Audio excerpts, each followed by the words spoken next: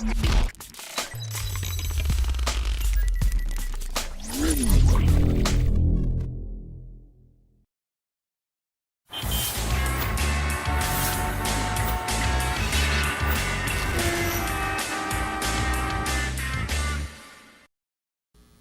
programa Fala Vereador começa agora com a participação especial do vereador Dudu, Luiz Eduardo. Gostaria muito de agradecer a sua participação, vereador, o seu atendimento já anteriormente no gabinete para a gente tratar das pautas em discussão e espero que a conversa aqui seja boa nesse momento. Muito obrigado, Emilisa, me sinto honrado mais uma vez. É sempre uma grande alegria, né, falar com vocês. E receber você no nosso gabinete, então, foi também uma grande honra, viu? Que bom, muito obrigada. Muito obrigado. Vereador, vamos falar aquilo que a gente discutiu, né? Essa iniciativa com relação à questão da renda emergencial no município, né? Foi uma iniciativa que a frente também tomou, né? Com relação à necessidade dessa renda, mas o projeto foi considerado inconstitucional. Como é que foi essa questão da intenção e de como que vocês trabalharam nesse projeto também em conjunto, né, vereador? Esse é um tema muito interessante da gente falar, até porque ganhou uma proporção muito grande. Verdade. Fugiu, na verdade, ao que nós imaginávamos poder chegar. A renda emergencial, dada o vício de iniciativa, ou seja, a incompetência do legislativo para a propositura desse projeto, nós caímos em inconstitucionalidade. Aí o pessoal pergunta assim, poxa, vereador, mas você está votando um projeto inconstitucional? Aí é quando nós falamos o seguinte, não é uma crítica, é importante enfatizar isso, não é uma crítica, é uma observação.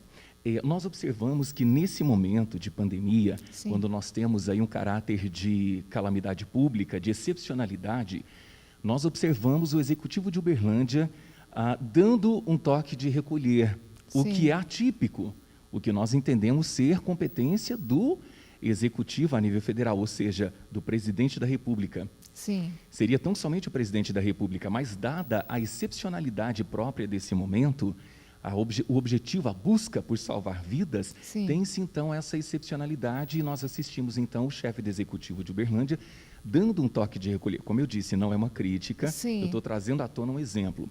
Então, situações atípicas, Sim, né? situações atípicas, né? Então, nós sabemos da importância da atuação dos poderes de forma harmoniosa e respeitosa entre si. Nós, enquanto grupo à frente pró-vacina, o projeto de autoria da vereadora Dandara e coautoria de muitos vereadores, e entre eles estou eu particularmente tinha para mim o que, dada a inconstitucionalidade, eu esperava que essa excepcionalidade fosse ocasionar, tal como a aceitação do toque de recolher, a possibilidade de um toque de recolher, que é uma decisão atípica do Executivo de Uberlândia, nós pudéssemos obter êxito nessa busca também pela renda emergencial, considerando o estado de calamidade de Uberlândia, o número de famílias em situação de extrema vulnerabilidade. Nós tínhamos essa esperança, na verdade eu tenho essa esperança. Então, é inconstitucional? Sim, do ponto de vista jurídico, sim. Mas eu, Dudu, vereador Dudu, eu espero de coração que o Executivo de Uberlândia possa ver essa proposta muito além de uma PL, muito além de uma proposta de lei, muito mais de um projeto de lei, na verdade, mas como, mesmo que seja uma indicação de projeto, e que isso possa ser acolhido no sentido de favorecer tantas vidas, tal como o toque de recolher está ajudando também a proteger vidas, esse projeto viria a matar fome, viria a resgatar a esperança de muitas pessoas, né? Vereador, e justamente também eu sou morador de um bairro mais distante também do centro da cidade, né? Como o bairro Guarani, o Tocantins, aquela região ali, né? De atendimento. Também o senhor presencia também com relação a essa questão da necessidade, vereador, de pessoas ali, desemprego nessa situação? É visível essa situação? Olha, constantemente, não só lá na região, no nosso gabinete, no WhatsApp do gabinete, agora mesmo, minutos antes de virmos para cá, nós falamos então com 3 famílias que pedem cestas, falam claramente, nós precisamos de cestas, nós precisamos de comida, nós precisamos de gás, nós precisamos de atenção. Um, inclusive, foi despejado, não tem onde morar, está sofrendo com hérnia, precisa de uma cirurgia, enfim. A situação é caótica e na periferia nós temos mais evidências ainda, assistimos o tempo todo isso. E, querendo ou não, na nossa região, eu sou o primeiro vereador eleito. Sim. As pessoas atribuem a mim a esperança e a culpa. Sim. Eu me torno o anjo e o demônio. Vixe. Então, as pessoas buscam esse socorro em nós. E uma coisa que eu preciso enfatizar, aproveitando a oportunidade de falar aqui para quem está assistindo agora, nos debates dentro dessa casa, quando nós votávamos aqui nesse cenário, o projeto, aprovando ou não, quando tínhamos a esperança da aprovação dele naquele momento, uma coisa que me machucou, me incomodou, me intrigou muito. Em ambos os debates, eu percebi que os debates às vezes se perderam um pouco nos partidarismos e nós deixamos de enfatizar, de enaltecer e evidenciar a nossa busca altruísta e humanitária. Sim. Nós deixamos muitas vezes de falar da fome das pessoas, do desespero de quem não tem o arroz na panela, de quem não tem o que comer, para falarmos sobre ideologias e juridiquês. Vou falar assim, juridiquês. Sim, havia inconstitucionalidade? Sim, mas eu percebi que batia-se muito nessa tecla de ser inconstitucional, do legislativo não poder apresentar projeto autorizativo, do legislativo não poder ensinar ou autorizar o prefeito a fazer o que é típico dele. Então, quer dizer, gente, nós somos todos, deveríamos necessariamente, ou devemos, ser amigos e trabalharmos juntos. Sim. Pelo povo e deixar um pouco o partidarismo de lado. Vereador, vocês parece que não tiveram a resposta da prefeitura com relação a essa iniciativa, né? Mas há uma expectativa de sensibilizar, parece que é isso que o senhor colocou, né? O prefeito com relação a esse tema da renda básica. Sim, a nossa expectativa, tendo consciência do ponto de vista jurídico, né, a inviabilidade de levar adiante como projeto de lei, a nossa expectativa, eu vou falar por mim, a minha expectativa é que o Executivo de Uberlândia possa ver o valor humanitário do projeto, na essência, o mérito, ignoremos a forma, consideremos então o mérito do ponto de vista jurídico falando, ignoremos então a forma como se dará a execução do projeto, consideremos o mérito, a emergência, Sim. o caráter de calamidade, a excepcionalidade, a necessidade gritante, latente, urgente, emergente de milhares de famílias que estão passando fome. Eu peço ao senhor prefeito, ao Executivo de Uberlândia, a todos os envolvidos, que nós possamos somar esforços juntos pelo povo de Uberlândia, entendendo a inconstitucionalidade do projeto de lei apresentado, sim, mas reconhecendo, acima de tudo, a necessidade gritante de quem tem fome. Isso sim, e eu acredito, porque, graças a Deus, temos trabalhado muito, e eu elogio muito o trabalho do nosso executivo, sim. elogio muito o trabalho do prefeito, das secretarias, nós trabalhamos muito em conjunto, muitas vezes, e eu não tenho que criticar o prefeito, ao contrário do que muitas pessoas às vezes querem que eu faça nas ruas ou nas redes sociais, sou muito criticado por aqueles que acham que eu entrei aqui para atacar o prefeito. Não, eu entrei aqui para construir Sim. para o povo de Uberlândia, trabalhando pelo povo de Uberlândia, para o povo de Uberlândia, com o povo de Uberlândia e com todos aqueles que estiverem com o mesmo objetivo, com o mesmo ideal, construir para Uberlândia. Vereador, com o seu trabalho, que os vereadores geralmente trabalham mais próximo com a comunidade, com a população, ainda que talvez de forma mais virtual. Vocês têm tido uma resposta com relação ao auxílio emergencial do governo federal para essa comunidade? Se eles estão recebendo? Como é que está essa situação? Porque existe o auxílio emergencial federal, né?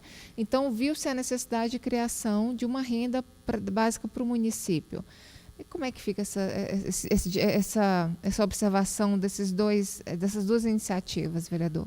Olha, eu entendo como uma das necessidades, um dos motivos que nos leva a apresentar o projeto a nível municipal é justamente a dificuldade de acesso da população ao auxílio emergencial a nível federal. Tem-se muita burocracia, muitas dificuldades, principalmente, eu vou falar de uma forma bem direta e objetiva, dificuldade de acesso. É um tal de, o seu CPF está suspenso, o seu CPF está bloqueado, está inválido, e a pessoa fica desesperada. Se você for ver, as defensorias públicas estão abarrotadas de casos e situações em que pessoas não conseguem ter acesso a essa renda, a esse auxílio, né, o auxílio emergencial. Então, sendo também do direito e tendo as minhas assessorias, nós observamos, é caótica a situação. O auxílio emergencial a nível federal, ao meu ver, ele é mais teórico. Muitas famílias não têm acesso. E nós olhamos, analisamos... Mas ele é para atender a população desempregada, a população sem renda nesse momento. Isso, e mesmo essas pessoas, atendendo aos critérios, né, desse auxílio emergencial, eles têm muita dificuldade, muita, e eu não consigo entender onde, como e por quê. Como é que está acontecendo? Em que ponto esse processo não está caminhando, né? É um ponto de interrogação. Tá bloqueando. É um ponto de interrogação gigantesco, porque assim, é um benefício louvável, embora seja, a meu ver, ainda pouco, mas antes um pouco do que nada. Mas o que está complicando, ao meu ver, diante do que nós assistimos diariamente, acompanhamos nas redes sociais, nos veículos de comunicação de massa e no dia a dia, é o acesso.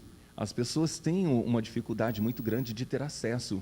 CPF, eu nunca vi tanto CPF estar inválido, eu nunca vi tanto impedimento brotando, acontecendo, sem contar as fraudes, né, de pessoas, mas que pegam e a pessoa vai lá para ter acesso ao auxílio, chega lá, já foi pego, né, já foi sacado, supostamente. Parece até que precisaria aí de um diagnóstico dessa situação e de um atendimento mais local, setorial, para resolver essa situação, né, vereador? Você disse tudo. Seria interessante se nós tivéssemos unidades locais, atendimento presencial, embora a pandemia não favoreça, mas um atendimento mais próximo. Para resolução dessas situações, né? CPF cancelado, mas o que é isso, né? É porque é preciso humanizar, é preciso aproximar, porque muitas pessoas, normalmente as pessoas contempladas pelo benefício, né, do auxílio emergencial, são pessoas desempregadas, muitas vezes pessoas com pouca orientação ou quase nenhuma formação e até com dificuldade para se expressar, para falar, para correr atrás. E essas pessoas demandam, então, advogados, precisam de advogados.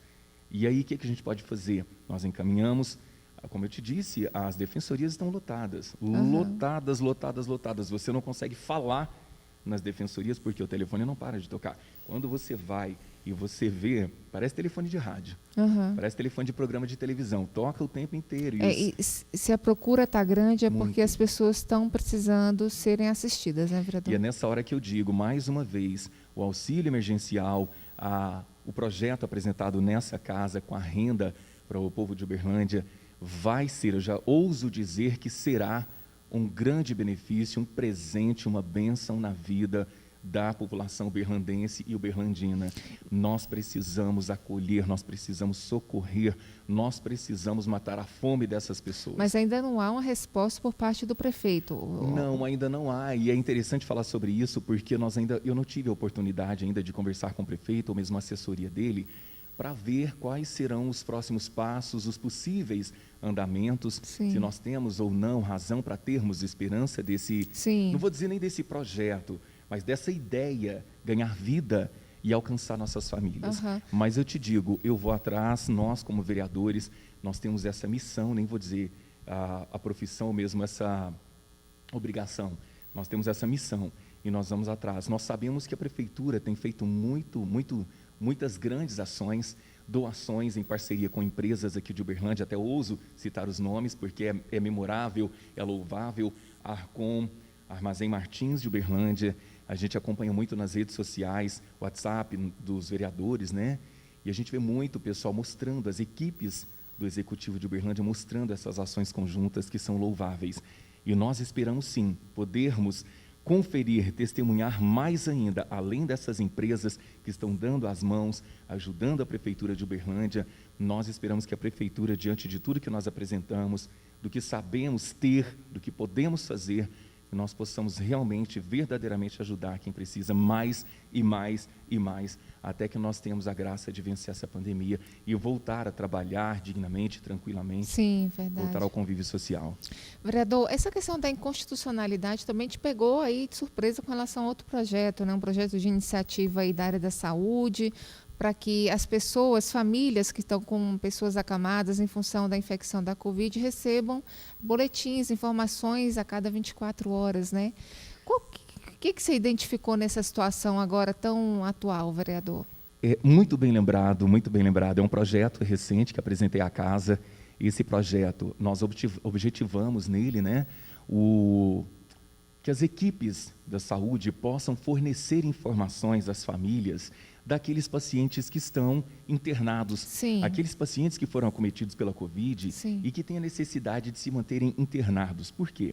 Nós entendemos que o pai, a mãe, o filho, enfim, a família, quando tem um ente querido internado com a Covid-19, dada a gravidade por si só dessa pandemia, do vírus, nós sabemos que subtrai toda a alegria, toda a empolgação, toda a fome, todo o sono, tira o sossego, Sim, né? Com certeza. Então, nesse momento, nós entendemos que, com base também... momento de aflição, né, vereador? Exatamente, no momento de plena aflição, nós entendemos que a informação, para nós jornalistas, né? Minha primeira faculdade de jornalismo, nós entendemos que a informação, ela empodera.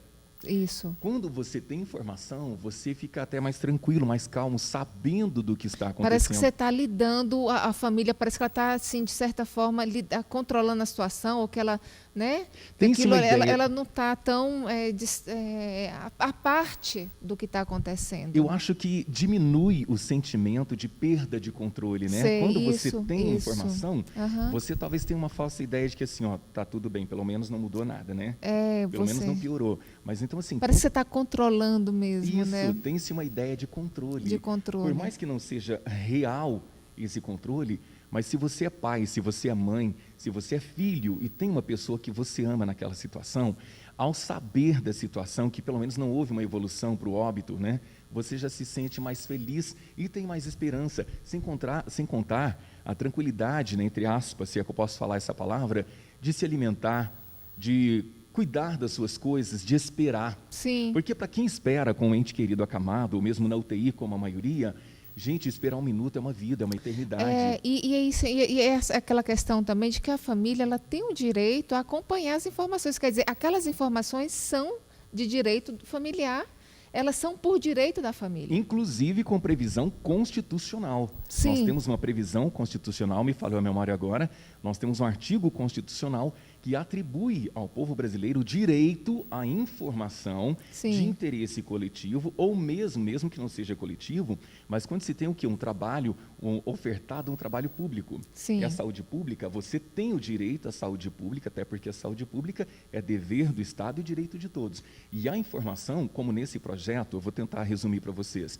nós propusemos, então, a obrigatoriedade de informação, a periodicidade dessas informações. Não chegamos nem a citar a possibilidade de sanção administrativa mediante o descumprimento dessa previsão, suponhamos então que essa lei seja aprovada, né? Mas nós solicitamos então obrigatoriedade e periodicidade. Mas por que nós propusemos isso? Porque em Uberlândia nós sabemos que o SUS já se tem então essa previsão de informar. Nós temos os médicos, os enfermeiros-chefes e, principalmente, assistentes sociais. Esses são os 3 profissionais responsáveis por conceder informações às famílias quanto ao quadro dos seus entes queridos inseridos no sistema, em condição de internação. Só que nós observamos, até eu quero enfatizar aqui, pessoal, eu tenho constante contato com a Secretaria de Saúde, inclusive o Dr. Clauber, responsável pela urgência e emergência. É fato que a Secretaria tem uma dificuldade muito grande na captação de técnicos de enfermagem e médicos especialistas em terapia intensiva.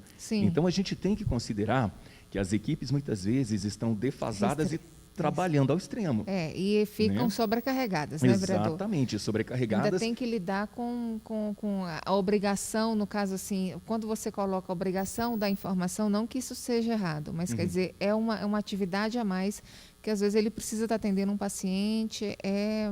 Na verdade, Emilisa, é uma atividade que eles já desempenham, mas que assim, seria a partir do momento que essa suposta lei, né, o projeto de lei, fosse aprovado, seria então uma obrigação, não a mais, mas seria o quê? Uma imposição. Não seria mais, na verdade já é uma imposição, mas não tem previsão de sanção administrativa, não existe a periodicidade.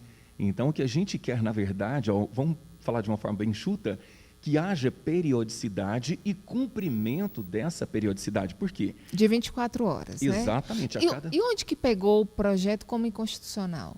Pegou como inconstitucional porque, na verdade, eu não, como legislador, eu não tenho essa competência para criar essa lei e impor determinação. Dessa determinação. Quem tem que determinar é o município. Exatamente. Então, assim, por mais que eu já venha do direito também e que eu esteja mergulhado no regimento interno, lei orgânica, nós sentamos, conversamos com os advogados aqui da prefeitura, junto à minha assessoria, e numa conversa rápida nós já conseguimos perceber esse vício de iniciativa. Nós chamamos de vício de iniciativa, porque não caberia a mim apresentar tal proposta, não na condição, no formato de PL, projeto de lei. Deveria sim, então, apresentar como indicação de projeto. Porque quando você apresenta o PL, o projeto de lei, é meio que uma coisa impositiva. Como legislador da cidade, você cria leis, você mostra para o executivo a necessidade de fazer aquilo, então você meio que impõe aquilo ali de uma forma respeitosa, harmoniosa, mas você impõe. Quando não é de sua competência, quando não cabe a você, você não tem essa competência, tem-se então um vício de iniciativa. Sim. E diante do que nós conversamos com a assessoria jurídica da prefeitura, nós entendemos a necessidade, e assim faremos, de converter o projeto de lei, o PL, em IP, indicação ou indicativo, né, de projeto, uma indicação de projeto. Então, tendo em vista a consciência do nosso executivo, que também sofre com essa situação, tendo em vista a boa relação que temos e a consciência da Secretaria de Saúde, e também, lógico, a participação, eu acredito que maciça, né, espero, do Corpo do Legislativo também assinando essa indicação de projeto e levando a conhecimento do prefeito no formato aceitável, uma vez que, infelizmente, no auge, no calor da emoção, da necessidade, ao criar esse projeto, eu não percebi, não atinei, né? Eu não observei que eu estava fazendo algo atípico da minha função e que compete tão somente ao executivo, ao prefeito e não a mim. Vereador, para a gente finalizar rapidamente, eu queria que você falasse do acompanhamento da necessidade dos moradores do bairro, especialmente do bairro Guarani, região Guarani, Tocantins, Taiamã, né, com relação especialmente ao retorno do lar, né, do antigo lar no local, né, como é que está aí a iniciativa da Secretaria de Desenvolvimento Social com relação à implantação de um sistema ali de acolhimento social, de equipamentos sociais? Então, olha só, eu quero aproveitar esse momento, quero mandar um abraço com todo o meu carinho, com todo o meu respeito às nossas comunidades, Tocantins, Guarani, Talismã, nossa casa, nossa família, Taiamã, Dona Zulmira, setor oeste de Uberlândia, nossas famílias. Pessoal, estamos voltando muito em breve, com fé em Deus, muito bem lembrado, conversando com a secretária de Desenvolvimento Social, senhora Iracema. Foi uma conversa muito produtiva. Nós entendemos que há anos nós tivemos um projeto lindo do saudoso João Bittar, que era o lar, né? Onde eram ofertados cursos, reforços, enfim, muitas atividades que tiravam nossos adolescentes, nossas crianças das ruas e possibilitavam a muitos pais o trabalho de forma tranquila, sabendo que os seus filhos estavam seguros e aprendendo algo bom. Então, pessoal, nós queremos falar o seguinte: o Tocantins, especificamente, sonha com a volta do lar. E o lar vai voltar. Louvado seja Deus, o lar vai voltar.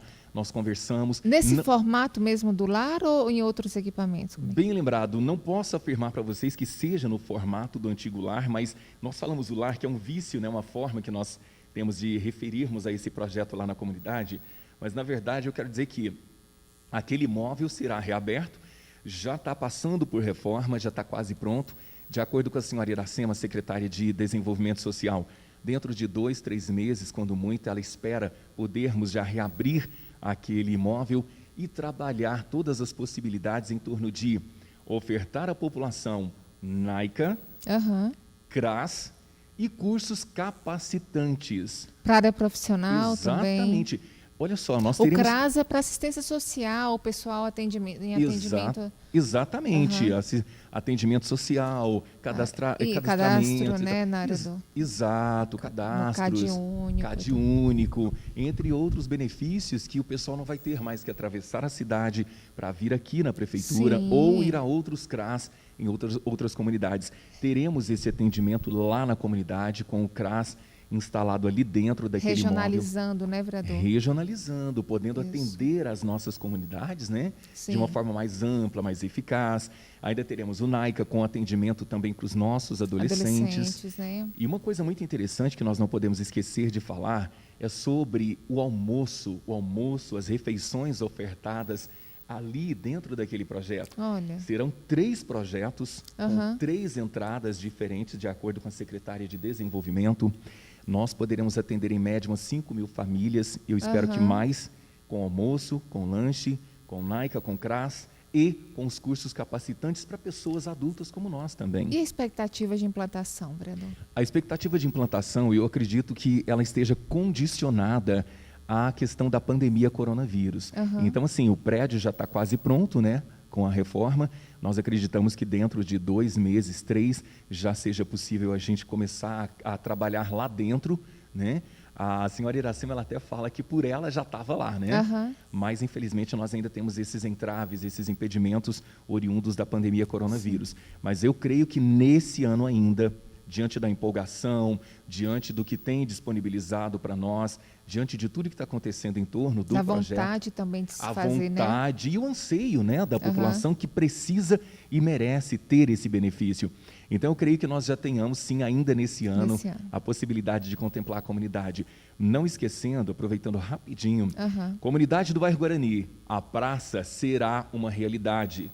Por enquanto é um sonho, mas será uma realidade. Deputados Wellington Prado, deputado federal, deputado estadual Elismar Prado, estão com a gente. Deputado federal Wellington Prado, inclusive, já falou sobre destinação de verbas, recursos para nós, direcionados para a construção da praça do bairro Guarani. Nós já estamos, então, caminhando para essa realização. Lembrando que o deputado estadual Elismar Prado conseguiu direcionar para Uberlândia R$80 mil para a construção de playgrounds em Uberlândia. Já temos a primeira praça contemplada com esse benefício no Custódio Pereira. E a praça do bairro Guarani ainda não existe, mas muito em breve será um sonho realizado. Esse ano ainda, vereador? Acredito que nesse ano pode ser que nós tenhamos o início das obras. Não posso afirmar que nós já tenhamos a praça esse ano, que seria bem difícil. Mas assim, a obra, ao que tudo indica, ela chega perto de uns R$2 milhões. E assim, eu acredito que nesse ano, quando muito no primeiro semestre do ano que vem, nós tenhamos condições, eu acredito, que nós temos condições de darmos início à construção da praça do bairro Guarani. Ok, vereador Dudu, eu agradeço a sua participação. Nosso tema aqui é corridinho, a gente tenta estender, né, criar o elásticozinho, mas temos que finalizar nesse momento. Eu agradeço a sua participação, a toda a prestação e esclarecimento aqui do seu trabalho. Né? Agradecemos também, não só a sua participação, mas também esperamos para um próximo programa durante toda essa legislatura. Será uma honra. Né? Que bom. Será sempre uma honra. Muito obrigado a você, a toda a equipe da TV Câmara, pelo carinho, pelo respeito, pela atenção. Deus abençoe.